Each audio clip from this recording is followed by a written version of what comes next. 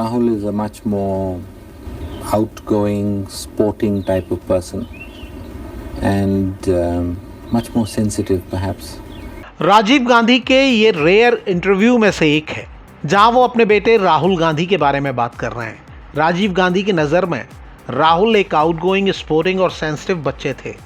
राजीव गांधी ने जब ये बात की थी तब राहुल गांधी स्कूल में थे और वो देश के प्रधानमंत्री।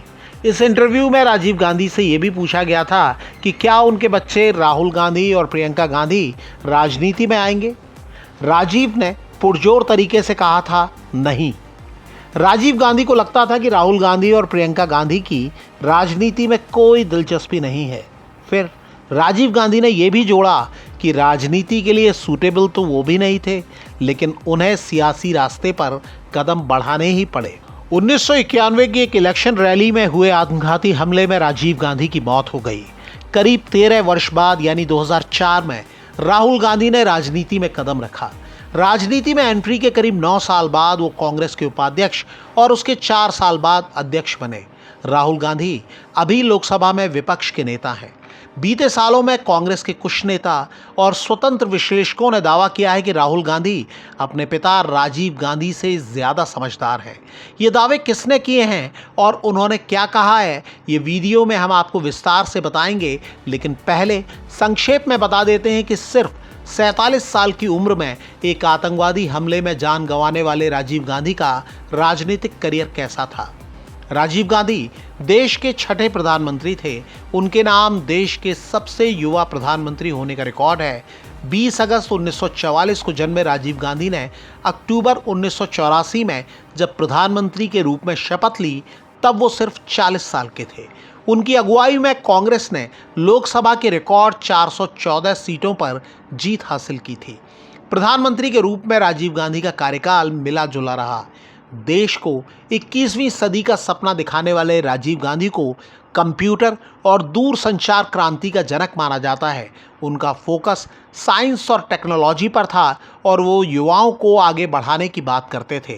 राजीव गांधी के कार्यकाल में ही वोटर्स की एज 21 साल से घटाकर 18 साल हुई। प्रधानमंत्री के रूप में शुरुआती सालों में उन्हें मिस्टर क्लीन कहा जाता था, जो आधुनिक सोच को बढ़ावा देने वाले माने जाते थे। लेकिन बोफोर्स घोटाले के बाद उनकी छवि दागदार होने लगी।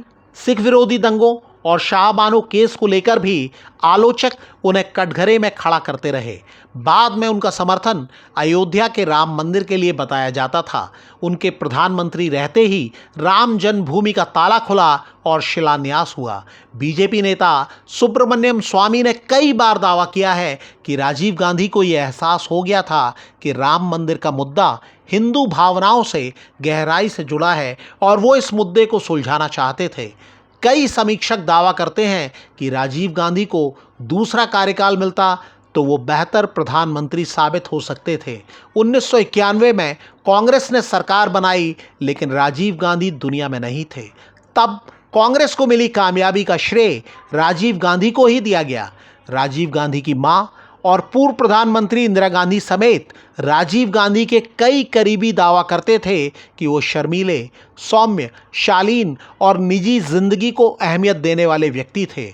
अगर एक हादसे में छोटे भाई संजय गांधी की मौत न हुई होती तो वो कभी राजनीति का रुख नहीं करते और परिवार के साथ ही खुश रहते। राजीव गांधी ने एक इंटरव्यू में कहा था, मेरी राजनीति में दिलचस्पी नहीं थी, मैं लोगों की नज़रों से दूर रहना चाहता था। मेरे भाई के एक्सीडेंट के बाद चीज़ें बदल गईं। मेरी माँ को मदद की ज़रूरत थी। दावा यह भी किया जाता है कि राजीव गांधी की पत्नी सोनिया गांधी की दिलचस्पी भी राजनीति में नहीं थी और सोनिया गांधी ये भी नहीं चाहती थी कि राजीव गांधी राजनीति में आए। लेकिन बरसों बाद सोनिया गांधी ने ही राहुल गांधी के राजनीति में आने का रास्ता तैयार किया। राहुल गांधी को अमेठी की उस सीट से उम्मीदवार बनाया जहां से वो खुद चुनाव जीतती थीं। जनवरी 2013 में सोनिया गांधी ने राहुल गांधी को कांग्रेस का उपाध्यक्ष बनाया और तब राहुल गांधी का एक भाषण बहुत चर्चित हुआ था, जहां उन्होंने दावा किया था कि उनकी मां सोनिया गांधी ने उनसे कहा था कि जिस सत्ता को बहुत से लोग चाहते हैं, असल में वो जहर है। उपाध्यक्ष बनते ही बतौर नेता राहुल गांधी का सबसे चुनौती भरा समय शुरू हुआ। ये केंद्र में नरेंद्र मोदी युग की शुरुआत थी। 2014 में नरेंद्र मोदी की अगुवाई में बीजेपी ने लोकसभा चुनाव में बहुमत हासिल किया और कांग्रेस की अगुवाई वाला यूपीए सत्ता से बाहर हो गया। कांग्रेस सिर्फ 44 सीट जीत सकी। 3 साल बाद राहुल गांधी कांग्रेस के अध्यक्ष बने, लेकिन पार्टी की तकदीर नहीं बदल सके। कांग्रेस 2019 में सिर्फ 52 सीट जीत सकी। इस बीच राहुल गांधी की इमेज पर भी बहुत चोट हुई। आलोचक उन्हें पप्पू पुकारने लगे और दावा करने लगे कि कई बार लॉन्च किए जाने की कोशिश के बाद भी उनका करियर टेक ऑफ नहीं हो पा रहा है। राहुल गांधी की इमेज में बड़ा बदलाव सितंबर-अक्टूबर 2022 में शुरू हुई भारत जोड़ो यात्रा से हुआ। कांग्रेस को 2024 के लोकसभा चुनाव में इसका फायदा मिला और पार्टी 99 सीटें जीतने में कामयाब रही और बीजेपी अकेले दम पर बहुमत हासिल नहीं कर सकी। इस बीच स्वतंत्र विश्लेषकों और कांग्रेस के कुछ नेताओं ने दावा किया कि राहुल गांधी नेता के रूप में राजीव गांधी से ज़्यादा समझदार हैं। इनमें से एक नेता है सैम पित्रोदा, जो कभी राजीव गांधी के करीबी थे। पित्रोदा ने बीते साल सितंबर में एक इंटरव्यू में दावा किया, राजीव गांधी की तुलना में उनके बेटे राहुल गांधी ज़्यादा समझदार हैं। वो बौद्धिक होने के साथ साथ एक बेहतर रणनीतिकार भी हैं। राजीव गांधी थोड़े ज़्यादा मेहनती थे। दोनों का डीएनए एक जैसा है। दोनों नेता आइडिया ऑफ इंडिया के संरक्षक हैं। पित्रोदा के पहले मशहूर लेखक खुशवंत सिंह ने भी ऐसा ही दावा किया था। खुशवंत सिंह ने कहा था, मुझे लगता है कि राहुल अपने पिता की तुलना में कहीं अधिक प्रतिभाशाली हैं। उनके पास एक दूरदृष्टि है और ये बहुत महत्वपूर्ण है। खुशवंत सिंह ने राजीव गांधी के लिए कहा था, वो वास्तव में एक नेता नहीं थे और मुझे नहीं लगता कि वो राजनीति के लिए बने थे। उन्हें ज़बरदस्ती एक ऐसे पद पर धकेल दिया गया था जिसके लिए वो तैयार नहीं थे। हालांकि बहुत से लोग ऐसे भी हैं जो मानते हैं कि राजीव गांधी विजनरी थे। उन्होंने राजनीति को कम उम्र से ही देखा और समझा था। इंदिरा गांधी ने एक इंटरव्यू में बताया था कि संजय गांधी के मुकाबले राजीव गांधी अपने नाना जवाहरलाल नेहरू के ज़्यादा करीबी थे और उनके साथ कई दौरों पर भी जाते थे। एक तुलना 1982 के एशियाड और 2010 के कॉमनवेल्थ खेलों की भी की जाती है। ये दावा किया जाता है कि राजीव गांधी ने 1982 के एशियाई खेलों को राजनीति में अपना कामयाब लॉन्चिंग पैड बना लिया था। एशियाड के लिए दिल्ली में कई नए स्टेडियम, फ्लाईओवर, खेलगांव और सड़कें बनाई गईं और दिल्ली के बुनियादी ढांचे में सुधार हुआ। खेल भी कामयाब रहे। इसका श्रेय राजीव गांधी के खाते में आया। राहुल गांधी के पास 2010 के कॉमनवेल्थ खेलों में ऐसा करने का मौका था। तब केंद्र में कांग्रेस की अगुवाई वाली यूपीए सरकार थी, लेकिन राहुल गांधी जरा भी सक्रिय नहीं दिखे। इन खेलों के आयोजन में भ्रष्टाचार के आरोप लगे और कांग्रेस को बहुत नुकसान हुआ।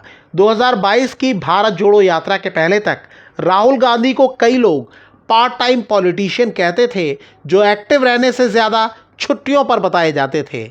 देखा जाए तो राहुल गांधी का राजनीतिक करियर राजीव गांधी के करियर की कुल लंबाई से ज़्यादा हो चुका है और कई लोग कहते हैं कि उन्हें सही मायने में टेक ऑफ करना है तो अपने पिता राजीव गांधी की कही बात पर ही ध्यान लगाना होगा। राजीव गांधी पायलट थे और कहते थे कि उन्हें फ्लाइंग अच्छी लगती है। राजीव गांधी बताते थे कि पायलट के लिए तमाम दूसरी खूबियों के साथ डिसिप्लिन्ड यानी अनुशासन में रहना ज़रूरी है।